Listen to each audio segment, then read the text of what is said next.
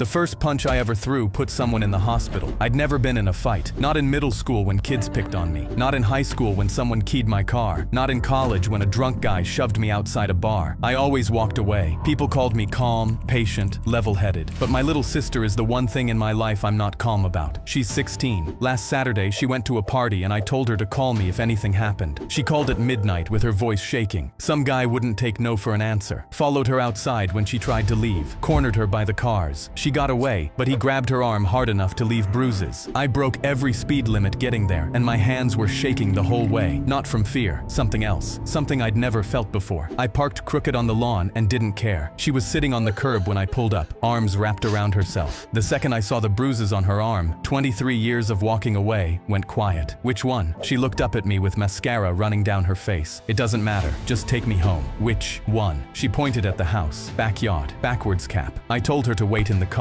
She begged me not to go inside. I went anyway. I walked through the house like I owned it and found him out back surrounded by friends, laughing, living his best life, while my sister sat on a curb shaking. I grabbed his shoulder and spun him around. He looked annoyed until he saw my face. We got a problem? You grabbed my little sister. He rolled his eyes. Bro, what are you talking about? The girl by the cars, the one who said no, the one you bruised. His friends went quiet. Everyone was watching. Then he made a mistake. He laughed. She was overreacting. I barely touched her. My fist connected with his jaw before I knew what I was doing. He hit the ground, and I didn't stop. I don't remember deciding to keep swinging. I just remember the sound. His friends pulled me off eventually. By the time I stood up, my knuckles were split open, and he wasn't moving. I walked back through the house, and the same people who stared at me on the way in were pressed against the walls now. Got to my car. My sister was in the passenger seat crying. What did you do? I didn't answer. Just started driving. We were halfway home before I saw the lights in my mirror, blue and red. I pulled over and told her everything was going to be okay. I wasn't sure if I was lying. The cop walked up to my window and saw my knuckles, the blood. Step out of the vehicle, please. I did. Hands where he could see them. He looked at my sister through the window and saw her arm, the bruises. Then back at me. Someone want to tell me what happened tonight. My sister got out before I could stop her and told him everything. The party. The guy who wouldn't leave her alone. The grabbing. Me showing up. The cop listened without writing anything down. When she finished, he looked at me for a long time. The kid back there wants to press charges. I figured. He looked at my sister's arm again, then at me. Off the record, I have a daughter her age. He closed his notepad and tapped it against his palm twice. Drive safe. I never got charged. He never apologized. People still call me the calm one. They're right. I am calm. They just don't test it anymore.